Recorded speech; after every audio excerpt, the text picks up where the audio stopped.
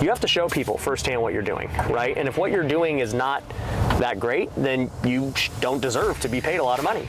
Like I think it comes with transparency. I think it comes with track record, and then I think it comes with being able to articulate really good advice for whoever's listening to you. Because I see a lot of people who they give like very subjective advice, and they're like, hey, well, this is what I did, this is how you should do it, because that's how I did it.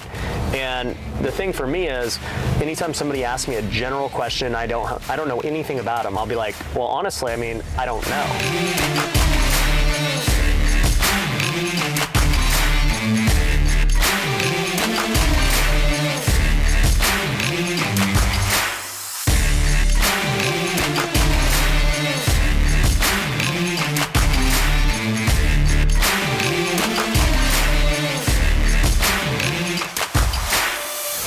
Welcome back here to Driven Channel, and I'm here with a very special guest here, Ryan Pineda.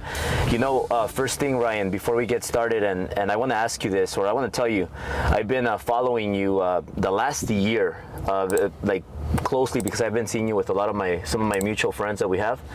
And before I saw you years ago, but I didn't really know like who's Ryan. But then I saw you more and more and more. And one thing that you've done is most recent, like you've just blown up. Like I would say in the last year, you went from getting like some engagement and being out there to just being all over the place. So I've seen you with Grant, with Brad, with Patrick, with Ormosi, like just everywhere, and your views just skyrocketed. I don't know what you've done, but I want to know what you've done.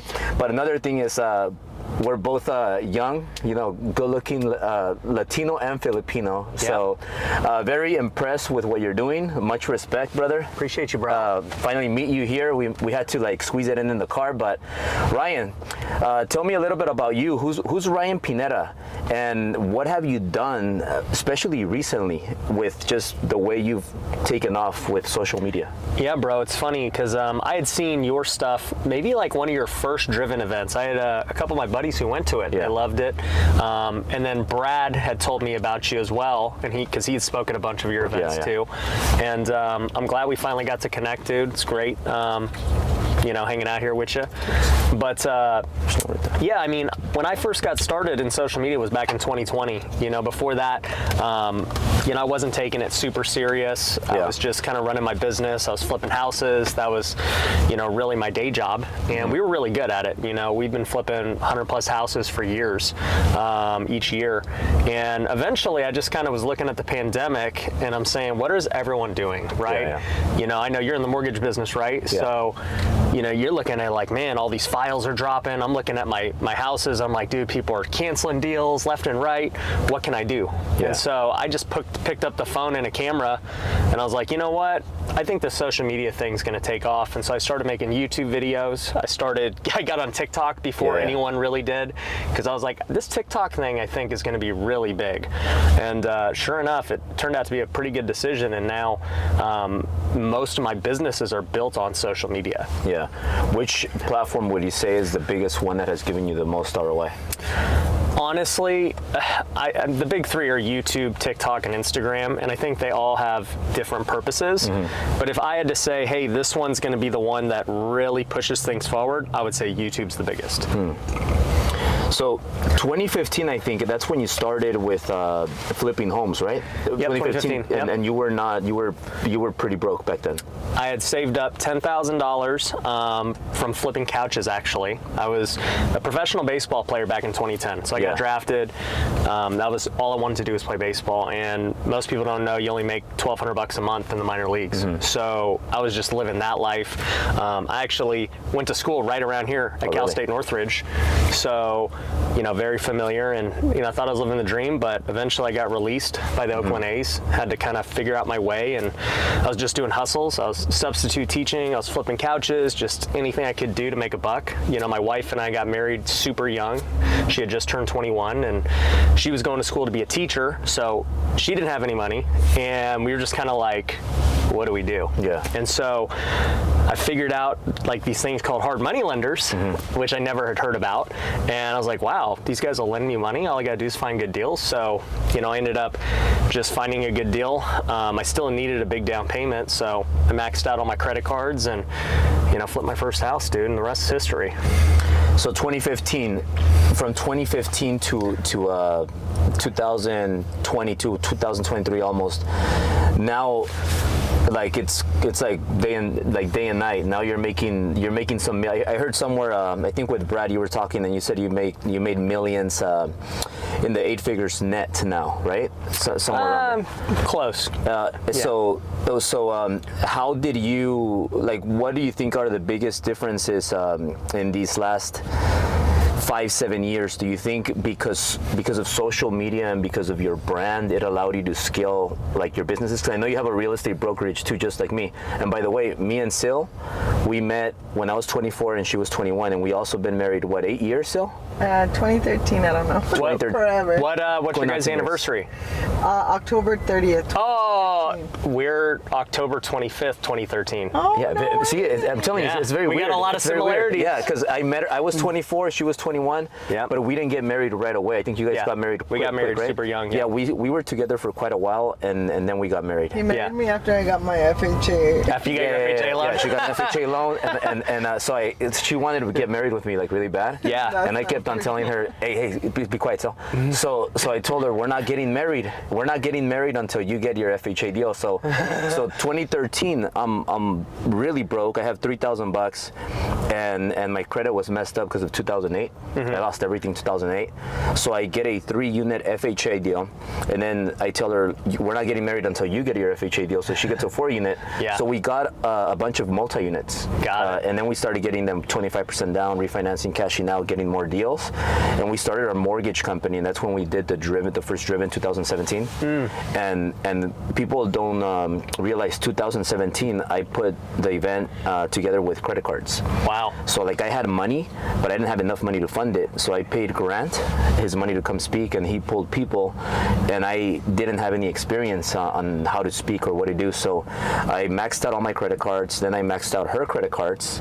So, and it's very similar to how you used your credit cards. Yeah. And we put Driven together, and then after all that, we started our business, our first company, the Mortgage Guys, which is now 10 years going on.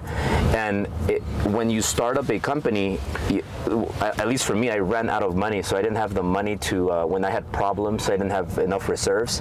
So then because of the real estate, I sold a property, then another property, and then that gave me some cash to continue and keep the company alive. Yeah. So it was a battle, but I think I would say for me, the social media presence and growing it, which took a long time, that helped me get easier business, recruit, and all that. Would you say that for you, social media, when you blew up, would you say that had a big impact, or were you doing good without social media? Or maybe like this, what if you didn't have social media and nobody knew who Ryan was? Do you think you would be successful like you are today? No way. I think every entrepreneur is going to have to be on social media to grow their business. I mean, there's not many businesses today where it's not going to amplify it significantly.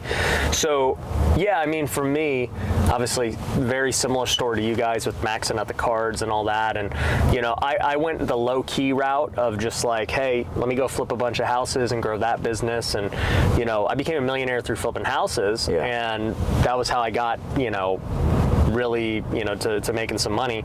But in 2020, I would say my net worth was a few $1,000,000, and all of a sudden I started getting on social media, and we start making money in all these other ways with education. I got a tax firm.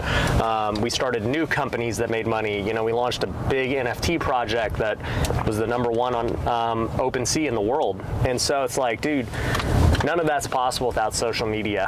And we're now going to go the route of, we've raised capital to go buy apartments. We've bought 500 plus units in the last year. We're going to go buy businesses next year. That's one of our big goals. And social media just helps do all that. So, for me, I don't think there's a better return on my time than doing things like this. Yeah. Because it just amplifies everything else I do. I mean, I could be in meetings, I could be trying to close deals and clients and stuff, but I know my team can do that. I don't need to do that. I need to be out on the camera, front facing, bringing exposure to our businesses. And yeah, I don't know many people that are going to be able to build a business in today's age without using social media in one form or another. How do you feel right now with real estate? Because you have a real estate brokerage, right, still? So I actually got rid of that business. Did? So I had a real estate brokerage with 200 agents earlier this year. And you know, I looked at that business just kind of like house flipping. And as you start to grow as an entrepreneur, you start to see like, what's the cap of this? And, you know, I looked at the brokerage, I'm like, dude, we got 200 agents. We're one of the top brokerages in Las Vegas. And this thing doesn't even make anything close to my other businesses. Yeah. It's like a nightmare dealing with, you know, agents for, you know, we're 100% personalities, emotions. Well, and like we're 100% commission brokerage. Yeah. And so you're like, these people kind of expect the world for a $500 flat fee. Yeah. And so I was like, you know what, let's just shut this thing down. Also, too, the problem with it was that it was local. And so my influence couldn't impact it the way it does with all these businesses that are nationwide or even worldwide. Yeah. So yeah, that was one I shut down. And I think I actually heard Hormozy say this, and I didn't realize I was intuitively doing it, but you start to notice like different opportunity vehicles that are better for you. And so it just so happened owning a brokerage was cool. If you would have told me 5 years ago that we could make 20, 30 grand a month net from it, I'd have been like, that's sick, you know? And then, you know, house flipping was one of those things. You know, we were making millions of dollars a year flipping houses, and I'm like, this is great. But then you start to see the digital side of things, and you're like, wow, you can make way more with education with less risk. It's way more scalable. It has way less overhead. I don't have to go chase contractors down. I don't need to go, you know, all these different things, right? And so we kind of lean into the education business, and we do that for real estate investing. Then we do one for teaching people how to do social media. And then we started a bunch of other things too that are just like a lot easier to scale. And, you know, I see myself kind of going more towards these bigger opportunity vehicles like tech, you know, education, things like that. What did he do with the real estate brokerage? Did he just close it down, or did he sell it, or? So what we ended up doing was we first went to Real. So Real's like an EXP. And so I said, you know what, let's bring all of the agents to Real and build out a downline over there. That makes more sense. We don't have to deal with the liability, the headache, and we can go nationwide recruiting, right? Yeah. So that was the plan. Well, I said, okay, in order to recruit, let me go create this education company for realtors specifically, teaching them how to, you know, generate leads and, you know, invest eventually, because most realtors don't invest at all. Yeah. And so that was the angle. Well, Real got really mad at us recruiting that way, because they said it was unfair that we were able to do that, and we were going to take away people from other agents. And I'm like, dude, stupid, really stupid. And so we stopped doing that. And, you know, eventually after 6 months of doing it, once again, I was just like, you know what, this isn't really worth the time trying to go recruit agents. I would rather just focus my efforts elsewhere, since they're not going to let me do it the way I want to do it. And so we still have the downline, but I don't actively do it. Yeah. So before we move on from real estate agents, do you think, because I was thinking about this, real estate has gotten a lot tougher for realtors right now, and also like for loan officers, because rates are up, and also because just the prices have been going down here in LA. And people are like, wait, I refinanced last year, I got a 3% interest rate. If I sell my home, I have equity, but then properties are I'm going to get a 7% now, 6%, and then where am I going to buy? Like it just doesn't make sense for me to sell, because I'll lose my 3% interest rate, and then what am I going to get right now? And then prices might be going down, and I'm going to get stuck with a high rate. So there is business, and there are deals, like always, but I think that if you don't have a social media presence, and you're just relying on meeting people face to face, open houses, or just the old school ways of getting business for realtors, I think they're going to find it really tough. Where when you have somebody like Josh Altman or Ryan Serhant, these people are going to get a lot of business because they reach the masses through social media. How do you think realtors that don't have any social media, do you think it's going to affect them? Do you think they'll die out versus the realtors that build their social media presence? Because I think they're going to have an easier way of getting business. But what is your take on that? You know, I was in New York a few months ago at Ryan Serhan's office, and we did an interview, and I was asking him about the state of things in New York, right? Because New York, super expensive, right? Like, I wanted to know how that market's going. And, you know, he basically said, like, they're still getting deals. They're still making money. They got people inquiring every single day on their properties. And, you know, I've talked to some of my other realtor buddies who are, you know, still doing super well. You know, one of my buddies who's pretty big on social media, Ricky Caruth, realtor out in Alabama. He's doing great. He's every day talking about, hey, are we going to do less transactions next year than we did this year? Yeah, like there's going to be less deal flow happening because, like you said, sellers don't want to sell. They don't want to lose their rate, and buyers are scared. Like it just creates this gridlock that we're all having to deal with. So I think that if you're using social media and you're looking at real estate in a different way, there are ways to make money. One of the big things I always wanted to teach realtors at my brokerage was, hey, don't be stuck being the realtor. Like if you're just a realtor doing transactions, you're in trouble, dude. Like you better start thinking every lead as a potential house you could buy. Like why can't you buy that house? They're calling you to get the listing, but what's stopping you from making an offer on it too, right? And so I think a lot of these houses, you got to just look at them through different lenses. And we, even at our house flipping company, we're doing this now too, where we always looked at it single-minded, like, hey, we want to buy it or bust. Now we're looking at it saying, hey, you want to sell your house? Well, it's a tough market. We got a lot of different ways we can do it, but you know, it doesn't always include the cash offer. It might just be we have to list it. It might be, you know, creative kind of deal. And so if you only have one tool in your tool belt as a realtor or even an investor, you're going to struggle the next 6 months. Ryan, talk to me about how do you manage having all those businesses, being married? You have you have a daughter and a son, right? Yep. How old are they? My daughter is 2. My son's about to be 4. Okay. My daughter Italia, she's 5, gonna be 6. Okay. And then Berlin is 3. She's like a rocket, like a monster. She's like crazy nonstop. She's like a little boy. Yeah. That's just so much energy. And then we have a third one on the way. Nice. Another girl. So it's gonna be 3 girls. Dang. Now you're overpowered for sure. Yeah, I am. But I see you're like big on family.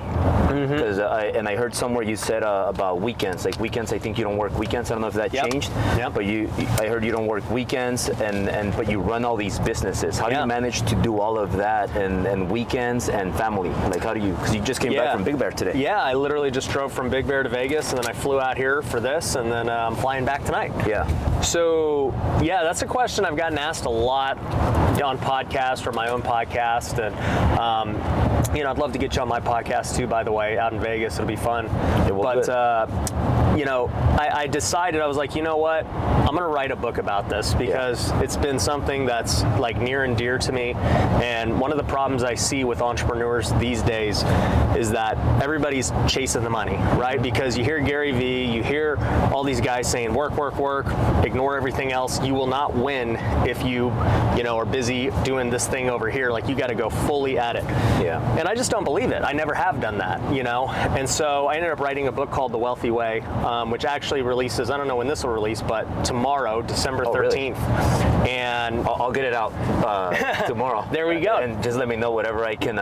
We'll put the link down there and everything. Yeah, that's great. You guys can get it at wealthywaybook.com, but we released it on pre-order for like 2.5 weeks ago, and it's been literally the #1 bestseller in entrepreneurship for 2.5 weeks, even though it hasn't been released yet. Yeah. And I put it up for 99 cents because I'm like, I just want everyone to get it, and we're giving people a free course with the book if they leave a review. So I'm super excited about that, but the whole premise of the book is literally what you just asked. Like, how do you still manage, you know, in your case, having 3 girls, right? And still running your business. And a dog. And a dog. I have 3 dogs, you know?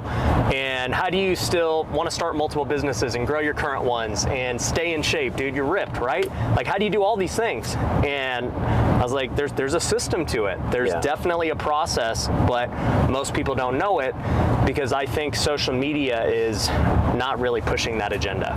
Yeah. You know what like something I want to just maybe just some advice from me being 39 and you're 33. Yeah. When I started making a lot of money, like a lot of money, I'm just the aggressive type. So I learned a lot from Grant. Me and Grant spent a lot of time years ago, like 8-9 years ago, and he was always like, when you get money, put it all on the line and go all out and figure it out later. So I did that with business, but it was a bit different from what he was doing to what I was doing, and it worked. But I always put myself like in that edge where I was like, man, if like another inch and I might be out. Yeah. But I used it's it. Stressful. Yeah. But it ended up working. It ended up working really good. But how do you deal with having so much success young at your age? And not letting it get to you, because a lot of the youngsters, including myself, we make a lot of money and then we feel overconfident and we feel like nothing can stop us, and then you could kind of mess it up. And when you have a family, it's not only just messing it up for yourself. Like, what if you mess it up, and then what about your family? Like, what about your son, your daughter? What do you do to kind of not put yourself in that position? Because I know you've been getting now nicer things, and before you talked about like, hey, I'm not gonna pull the trigger on these things because I want to be better set for that moment. But I noticed that you're starting to like buy more luxury things, and I seen you fly private, those things. So how do you protect yourself from not falling into that trap of? It's a tough thing, dude. And look, my business coach says this, that any good business could be out of business 90 days from now. You know, like, we're a quarter away from, being insolvent. And it's true. It doesn't really matter how successful you've been. And like, it's funny, like, you don't believe me, go look at the whole thing with FTX, right? Like, this dude, I mean, he was scamming people, but like, this dude's worth $20 billion 1 week, and then the next week FTX is done, and the dude's net worth is 0, and he's gonna probably go to prison. You're just like, how does that happen? And I take it very seriously. On one hand, as entrepreneurs, right, we know we got to take risk. When I maxed out my credit cards, when you did, you got to take risk. But your risk kind of changes as time goes on because of different circumstances. Maybe you've made more money, you've got more to lose. Maybe you've got a family now. Like, you got to really look at it from your own lens. One concept that we talk about in the book is called margin. And margin is something that most people don't realize is what causes stress. And so basically the margin in your life is how much room you give yourself before you really start to feel stress. And so financially, right, margin would simply be the reserves. How many months of reserves do you have, right? If you're always going down to literally 1 month of reserves, you're gonna be stressed out, right? If you're living paycheck to paycheck, even if you're making a lot of money, you could live with no margin in your life and be stressed out, even making $1 million. And I've seen it happen. Guys just spend. Or even guys doing it responsibly, and I've been guilty of this, and investing it all. You're like, oh, well, I got to go throw every dollar into the next deal, and now I'm broke. And it's like, now I'm stressed. It's like, was the deal really worth all of the stress that you now have? Like, really, was it really worth it? So I think you need to start getting margin in your life financially, with reserves, and having the ability to say, you know what, no, like, I'm okay missing out on a potential deal because it's just not worth the stress and my physical well-being. But we deal with margin in all aspects of our life too, right? Like, my wife and I, every Friday night we do date night, just her and I. We go to somewhere super nice on the strip. Every week. And we go somewhere super nice on the strip. Sometimes we even do Saturday nights too. And that's our time to like just get away from everyone and everything.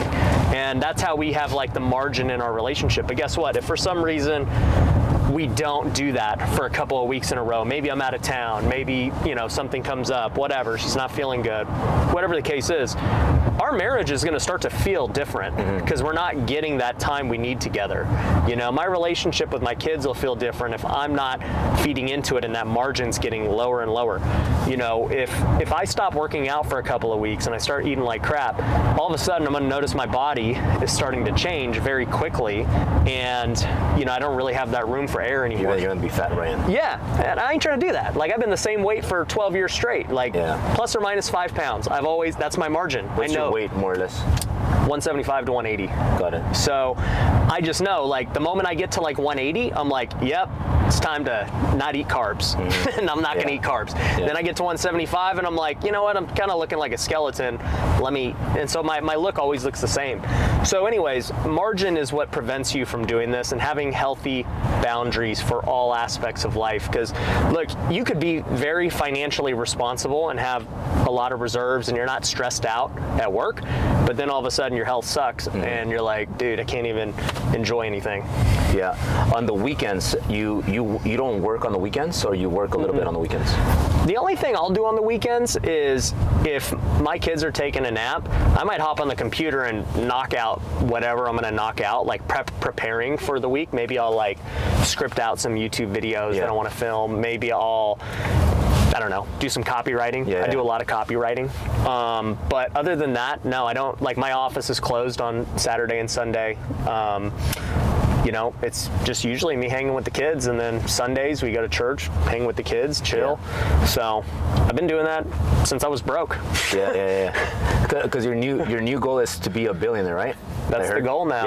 Yeah. Grant's kind of pushed me to do that. You think you're gonna have to work weekends to do that, or? No. And so here's the deal too. I've been asked this question. They say, okay, Ryan, what about when you were first getting started? Did you have to go grind it out and work the 70, 80 hour weeks? And I'm like, I swear to you, I've kind of just always been this way. Like, when I was flipping couches, I did it because it was easy. I was like, dude, all I gotta do is go find one good deal. It makes me $300 a day, and it takes an hour to find the deal. Go pick it up, clean it up. I can work like 2 to 4 hours a day and go make a couple $100 a day. That's easy for me, and that's all I did.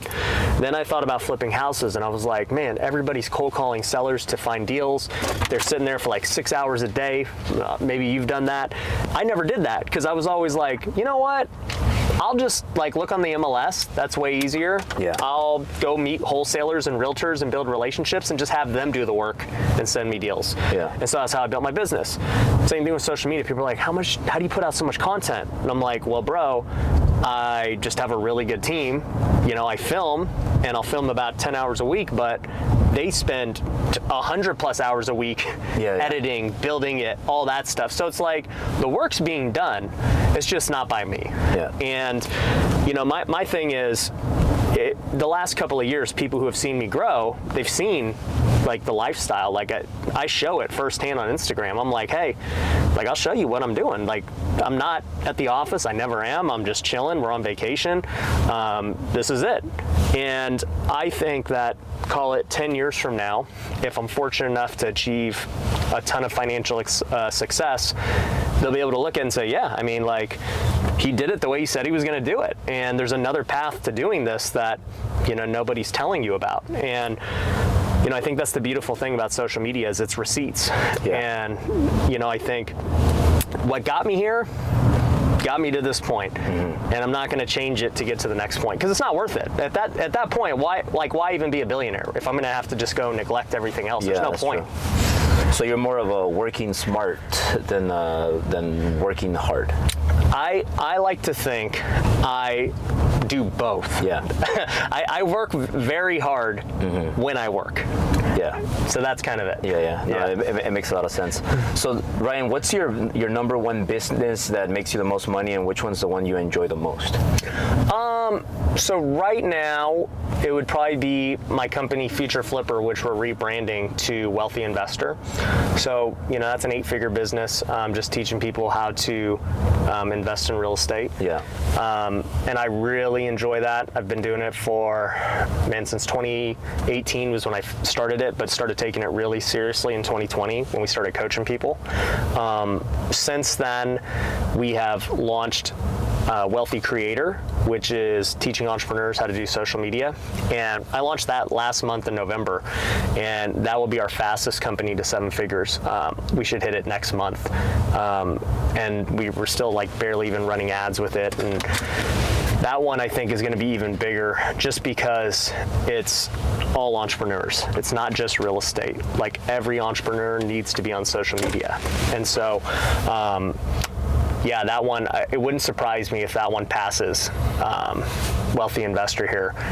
in the next year. And these are courses, training, or? It's coaching programs, but yeah, we create courses, coaching programs, events. Is it already recorded, like virtual, or is it? No, they're all live every week. Oh, they're all live every week. Yep, every week. And I'm not teaching all of them. You know, I have coaches in the majority of these. My time commitment to them is about 2 hours a week. Mm-hmm. Yeah. So online teaching is big then, right now. I love online teaching. Not only do I like teaching, I mean, that's what social media, I do on social media anyway. I love the impact of it, just seeing people's lives changed. I love it as a business. The margins are extremely high. It's extremely scalable. And I think that we have a competitive edge, especially with Wealthy Creator, with, you know, teaching entrepreneurs how to do social media. Like, there's not many people who have done it the way I've done it as an entrepreneur. That's because of your brand, though, I think, right? Yeah, exactly. Because you sell, you're the one that sells it. People want to see Ryan. Yeah, and I'm like, look, you want to know what I did? Here's how I did it. Join here. And I mean, even in just 6 weeks, like, the results have been crazy. And where can people sign up for that, and how much is it? That one is at wealthycreator.io. We had different program tiers, but the cheapest tier starts at 10 grand, and that's for a year. Mm-hmm. Yeah. And I mean, we've got hundreds of students in that program already. And I mean, look, I tell entrepreneurs this all the time. It's like, what's one client worth to you? Like, I mean, in the mortgage biz, it's 10 grand easy. In the realtor biz, it's 10 grand easy. In real estate investing, one deal can be a lot of money. So I think education's huge, man. I mean, with you guys in the Driven events, you guys know, like, it's massive. You know, one thing that I want to get your take on. When a lot of real estate brokerages and mortgage brokerages are having a tough time right now, I feel that what has helped me a lot has been the personal brand, like the Driven brand, because now, because of the Driven brand, going on to 7 years, we've been doing the big conference for 7 years. We bring people, and then from there we recruit more agents, and then we also sell. You make extra money through Driven, but then we have our own masterminds now. We bring people, and then these are all business people that turn into buyers, sellers. So I think it helps a lot, and I feel like it's a unfair advantage that I have versus other brokerages that don't have that. Yeah. So I feel like, do you believe that, or if you could give me some advice on that, and what would you say? Guys, if you made it this far, I have an exclusive mastermind that I want you to join. Go to drivenacademy.com and subscribe to my exclusive mastermind, where we're gonna meet in person every month at my workshop, and you get more perks. All you gotta do is go to the link below and sign up. I'll see you there.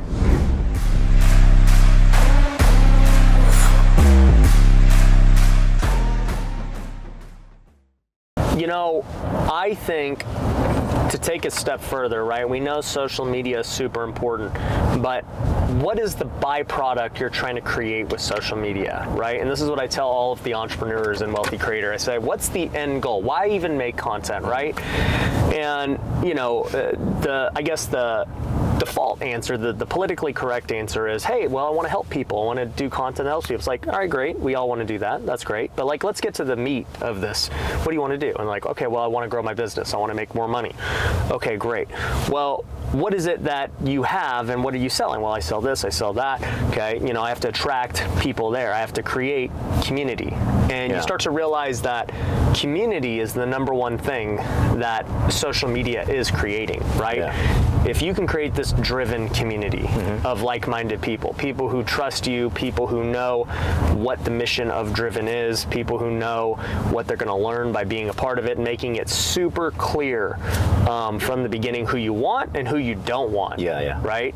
And that's why I'm like super specific with everything. I'm like, you know what? We want to help entrepreneurs create content to drive dollars to their business from social media. Like, that's it. I don't want somebody who's not an entrepreneur. I don't want somebody who wants to just be a pro YouTuber and that's, you know, all they want to do. It's not who I'm teaching.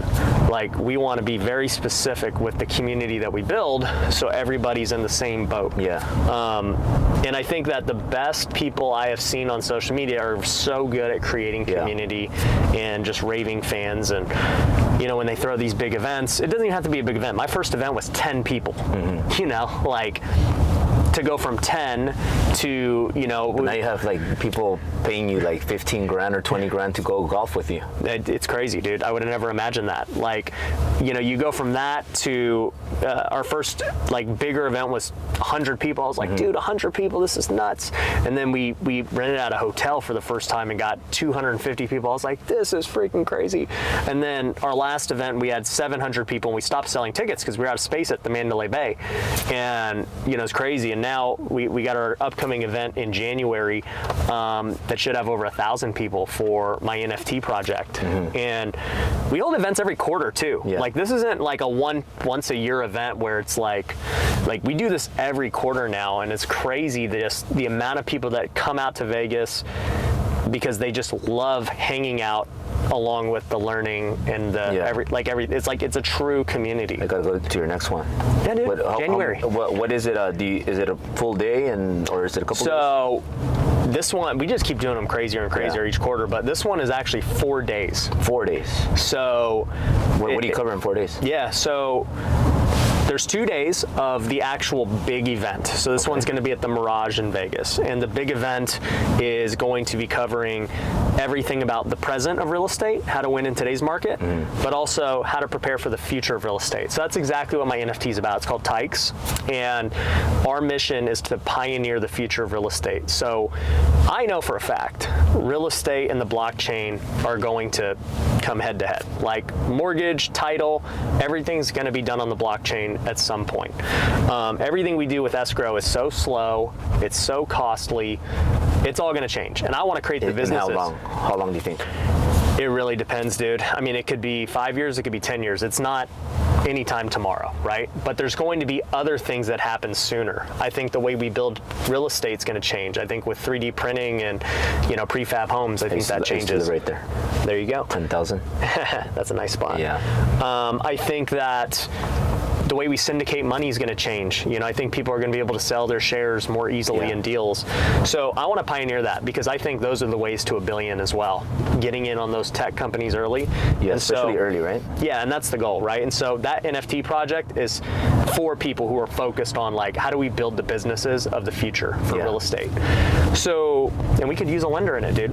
There's not a lot of lenders. You got it right here. So basically, the event is about present and future of real estate. We got big name speakers in the real estate space, and then we have people outside of real estate like Cody Sanchez and Dave Meltzer and some other big people. You know, last event we had Hormozy speak, and so we get a good mix of people. It's not just fully real estate. Yeah. But the other 2 days are more, I should say, intimate. And so on one of the days, people come to my office, and it's our content day. So I teach them everything we know about filming content. And so they'll get to see everything, all the equipment, how we go about a day, just the processes, so they can start creating content too. Along with that day, we have our NFT boardroom meeting. And so that's like 6 hours long. And so that's for the people who own 20 of our NFTs. And so if they own 20, they get invited to the special board meeting. So it's super exclusive people because to buy 20, I mean, you're going to spend at this point like probably 50, 60 G's. Yeah. And so, you know, they get to go there. We get to talk about what's happening behind the scenes, and they're going to be able to invest in these businesses that we start and buy. And so it's going to be really cool. And then another day is at my office, but this time it's related to just real estate and running businesses, showing them my operations, how everything works, everything. Then we have a little mastermind for our students, you know, our higher level students. And then we have our welcome party where things get a little wild before the big event. So yeah, it's a lot of stuff. And for all those 4 days, how much is that ticket to get access to all to get access to all of the 4 days? We call that the MVP ticket.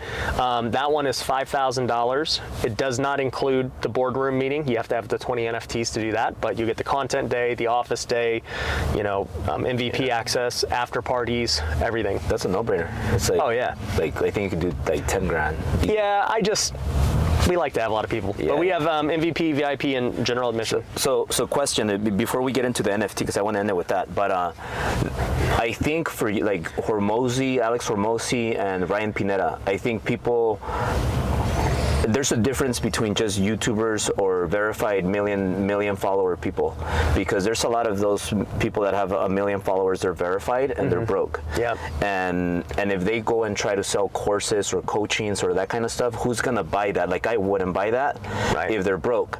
But like you and Alex, you guys have track records. Yeah. So you guys have actual businesses. You guys have had businesses for a while. Yep. You guys have had success, and I've seen you grow. Like, I've seen you grow from like the start to now. So I want to pay somebody like you, like Alex, because like he exited on his company, or on 3, I think. Yep. So like, I want to learn from people like that. Like Patrick Bet-David, he's done it for a long time, and then he had a big exit.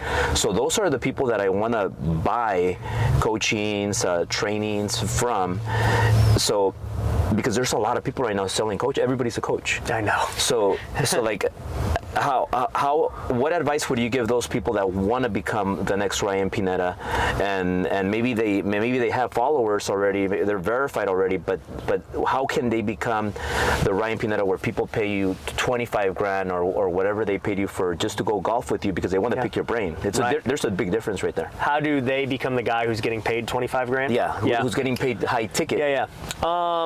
It's funny because Brad Lee and me were talking about this on his podcast he just did.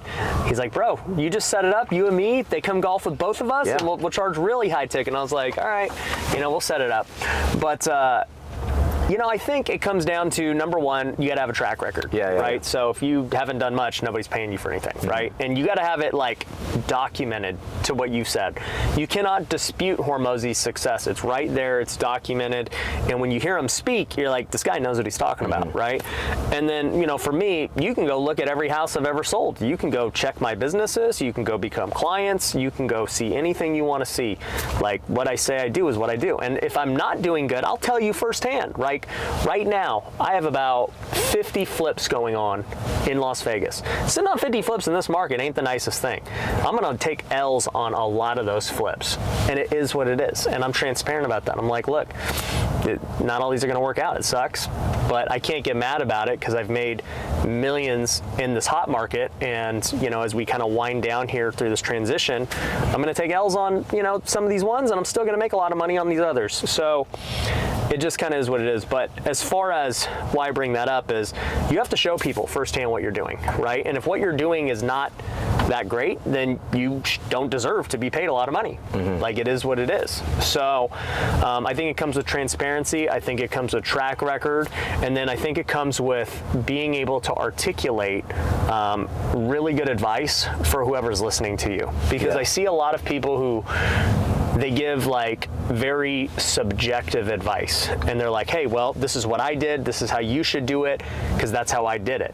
And the thing for me is, anytime somebody asks me a general question, I don't know anything about them, I'll be like, well, honestly, I don't know, because I need to know more about your situation to know what's the best thing for you. If I were to tell you how I did it, it does not mean that that's going to be how you do it, right? I got on TikTok 3 years ago almost and caught it early. Yeah, you did. Is that the best way to do it today? Just because that's how I did it? May not be. There's new platforms, there's new things. So I'm always trying to think from the other person's point of view. I'll be like, okay, well, what does Albert have going on right now? He's done these 7 driven events, he's got the mortgage, the brokerage, he's got all these cool things happening. What would be the best way for Albert to capitalize on everything that he's accomplished to this point? Because he has different skills than what I have, than what Patrick has or Grant has. Whenever I listen to Grant, I was just in Miami 2 weeks ago with him, and we were at dinner, and I was just hearing what he said and trying to absorb it. And in my mind, I'm thinking, okay, a lot of this is definitely applicable to what I'm doing, but some of it just isn't. Yeah, because I agree. We have different beliefs, we have different things going on in our lives, and so it's just track record. Showing it. Well, one of your biggest gifts, though, that I see is that you explain things very simple, where everyone can understand it like this. And there's some people that don't know how to. Well, most people don't know how to do it. Some people like overcomplicate it. Yeah. But you explain things that you get it like that. Like all your videos where you tell people how to do certain things. Like everyone, I think everyone unless they just completely are out of it. But anybody can understand it. Like it's so easy to understand it and get it like this. Like my team tells me, one of my guys, Martin, you'll meet him really quick. He's like, why don't you explain your videos kind of like Ryan does it? And then that's when we started talking more about you. And I'm like, what do you mean? How does Ryan do it? But yeah, he was right. You explain just all your videos are very clear and easy to understand. Is there a process that you follow for that, or did you practice to make it easy to understand for the masses? Or yeah, it's funny you say that because people have told me that as a difference between Alex and I, because Alex is very high level and he uses very big words. Yeah. He explains things very psychologically, and like he goes in depth through all these things, and you know, he ties it all together, and it makes a lot of sense. I, on the other hand, just have the model, keep it simple, stupid. I'm like, literally, I'm talking to a 5th grader right now, and everyone I talk to, do I know big words? Yeah, but I'm never going to use them. I'm just going to always get to the point as fast as I can, and you know, I'll tell stories when it's relevant, but my personality is like, okay, what do I need to know? Just tell me, step by step, how to do it, right? If you can't tell me if there's a step missing and there's a gap, I don't, just pretend I don't know how to do it. If I miss one step, like an SOP. And so I've gotten really good to the point of like, I just try to really dumb it down as simple as possible. And it's funny because even with this book that's releasing tomorrow, my first book I wrote back in 2018 called Flip Your Future. I literally wrote it myself in a month, and the book was like 80 pages. Wow. Because it was so direct and to the point, like to the extreme. It was just like, here's how to flip a house. It's like a textbook. Step 1, step 2, step 3, and like that's how I wrote it. This new book, The Wealthy Way, is twice the size. I had a writer helping me do it because over the years I've learned, hey, I'm not the best writer. Like there are people better than me, so why not hire the best person? Just like, you know, I hire other people in my companies to help me write this book and take my message in a better way. And one of the things that happened was he did a really good job of talking about the stories and different things that led to my different beliefs, but a lot of it was too complicated. And I go, dude, this is too complicated. Like, we got to get to the point better. Yeah. Like, you're using too big of words. I don't speak that way. Like, let's dumb it down. And so we had to revise it and dumb it down because I just think a lot of people, maybe they're trying to sound smarter or whatever. I'm like, dude, let's make it so everyone can understand. Yeah. And why do you think why do you think you have to dumb it down? Like, what is it? Just that people just aren't that smart. Yeah. So that's what it comes down to. I was trying to be nice. Yeah. No, people just aren't that smart. Yeah. And it's not even that, right? Like, okay, you come from the Latin culture. A lot of them don't speak good English, right? Yeah. So it's like, if I'm trying to explain this to somebody, like a lot of my workers are Latino, especially on the renovation side. You know, you want something done right, you do it very simply. Yeah. Right? I got a lot of young kids who work for me, man. I mean, you get kids who are 20 years old, 21 years old.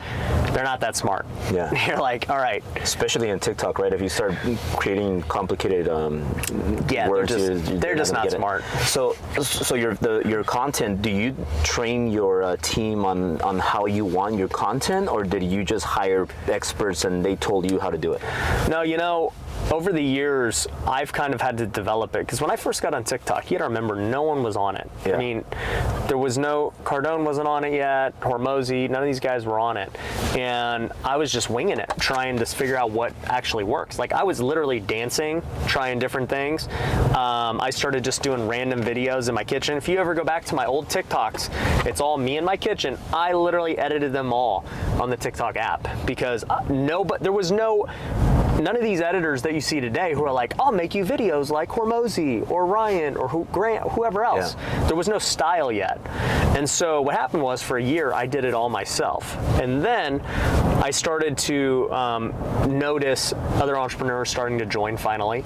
And I met a guy, his name's Ryan McGinn, who had been on TikTok for as long as me, but he was an editor. And I really liked what he was doing. And all of a sudden, I saw Cardone get on TikTok, and he was doing very similar edits to what Ryan had been doing for a year. And I went to Ryan and I said, hey dude, are you working with Grant Cardone? Because this stuff looks just like the stuff you've been putting out for a year. And he goes, well, I can't say, but you can see it. And I go, are you looking for more clients? Like, why don't you just do that for my stuff? And he was like, all right. So I was literally a second client. And from there, you know, the style you see today, we've been doing it for years now. You know, we started doing it, and then he ended up getting clients like Hormozy, and that's how Hormozy and I met, you know, after that. And, you know, all these other guys. And then, you know, it became the way to do content as an entrepreneur. Everyone copied it thereafter.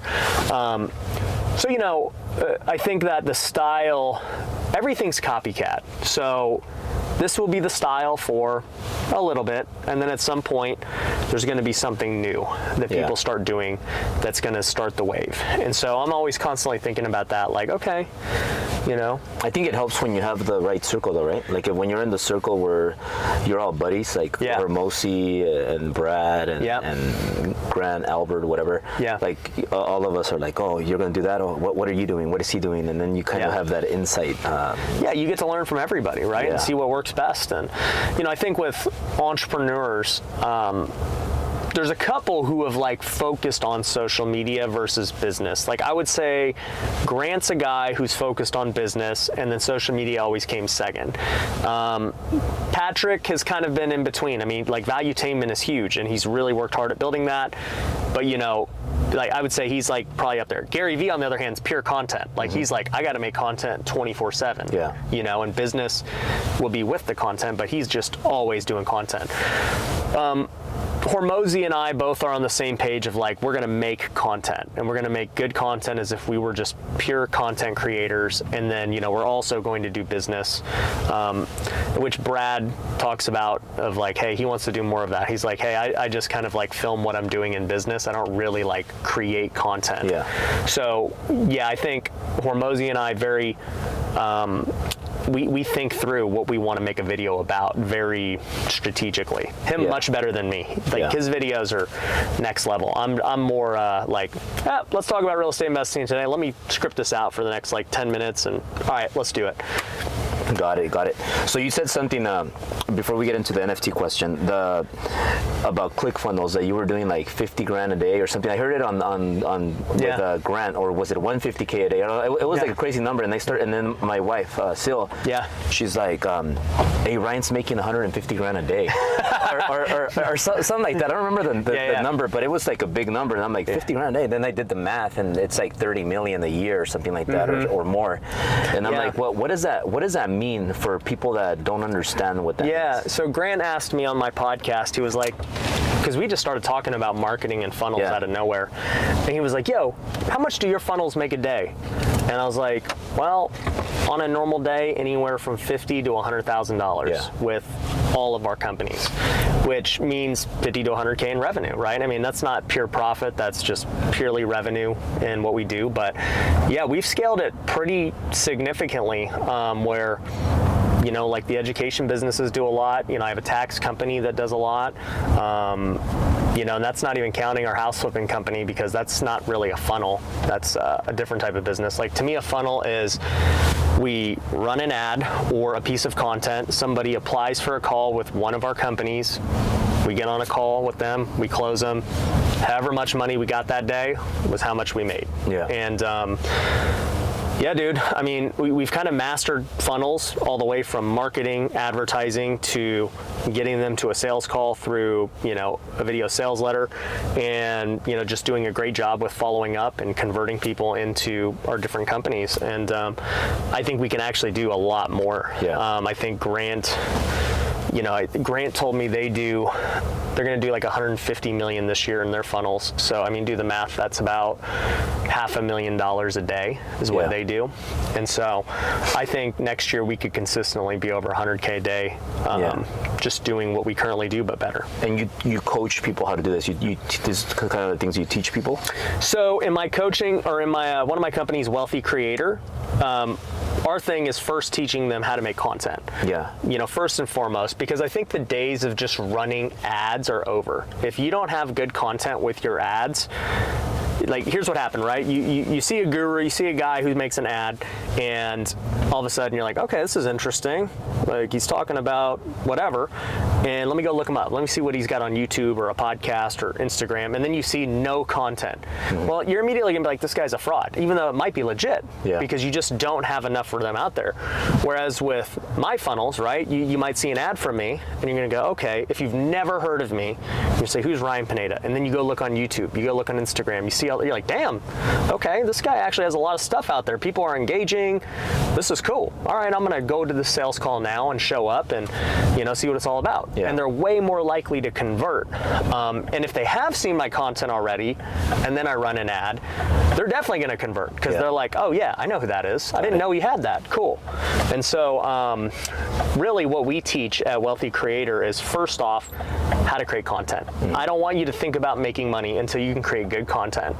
From there, we then talk about how to create funnels to your business. Got it. How to create the landing pages, the VSLs, you know, all that stuff. And yeah, we teach that. And then once you get the traffic, though, how do you make sure that your people close the deal? Because, like, how do you find good closers? Because I'm sure you're not closing every single deal, right? I don't remember the last time I closed a deal.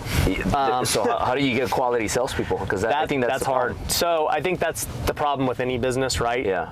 Scaling people is hard. Finding good talent is hard. And that's why I also love social media, not just for your business, but for recruiting talent. Yeah. And so, dude, let me tell you, last year, 2021, I mean, I remember when we first hit 100,000 in a month, and I knew we didn't have great salespeople. Like, just the leads were laydowns, like, because they're like diehard fans who followed me, and they're applying to be in coaching. And, you know, I would listen to some of these calls, and I'm like, how did that person not close? Like, they were ready to go. Yeah. And, you know, I just didn't know how to find good salespeople at the time. Well, sure enough, we kept getting better and better and better, and I hired sales managers and trainers and other things. And then, you know, we started to attract better talent because they saw, like, these good salespeople saw bigger opportunities.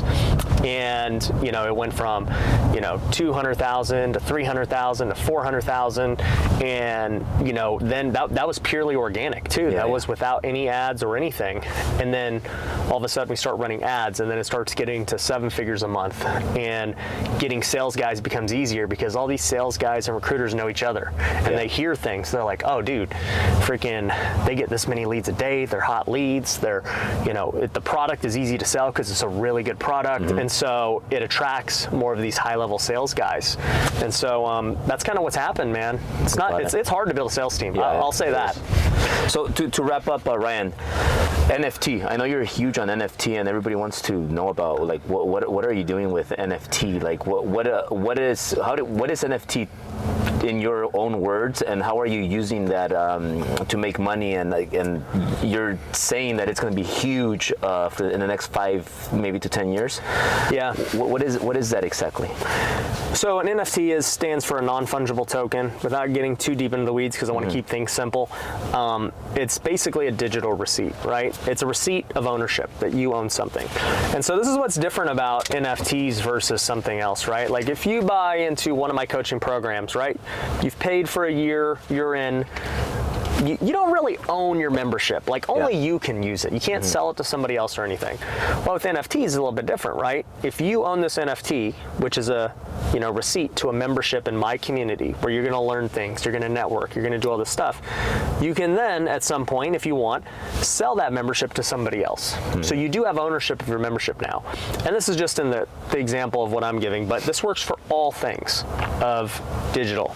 You know, if you're going to, like, NFTs are going to be how people do tickets for, you know, any kind of concert or show or anything. Like, it's going to happen. Now, with mine, what's the focus? Well, it's very much like the rest of the education companies, with a different focus on the future of real estate and buying, building businesses, doing deals, all that stuff. But we create a ton of other cool things in the community. You know, I talked about the boardroom for people who have 20 being in this ultra exclusive group. I mean, there's probably I want to say like 60 something board members, and there can only be so many. Like I can't add more. It just is what it is. You know, our NFTs generate a cryptocurrency we call Tycoin, and so with these coins, people can buy things on our marketplace we've created. So the marketplace has some of my own products. They can buy courses. They can golf with me by using their coin. Our holders can also put their own products and services on there. So now it takes my traffic and everything the community has built, and now it gives them that exposure to all of our traffic to promote their stuff. So it's a win-win for everyone. I bought a $1.5 million home in Vegas that people can use the coins to go stay at as an Airbnb. People could buy their tickets to this event I was telling you about in January with the coins. So like the coin has a lot of cool stuff. So you're literally creating your own currency. I have my own currency. It's called Tycoin. Yep. And the only way to get it is to have my NFT. You can't buy it you just have to have the NFT and you get it for free. Yeah. So it's crazy, and that's why when we launched it, it literally became the #1 NFT for a couple of days, higher than the Bored Apes, higher than CryptoPunks, higher than everything, because the value was crazy. So yeah, dude, it's wild, man. I'm excited for what's to come, and to see too its success even in a bear market with FTX collapsing and all this bull crap. I'm really excited for it, dude. Yeah. You would make a great board member. We got to get you in. We'll talk about it. Yeah, I want to know more about it. But Ryan, it was a great honor to have you. Really proud of you. Excited for your future. You're blowing up, and thank you for being part of Driven Academy, bro. Appreciate you, bro. Yeah, thank you for being here. Yeah. Good timing. Yeah. Dude, I loved it, man. Yeah, brother. Yeah. That was a really good podcast. Yeah. We got everything we needed. Yeah.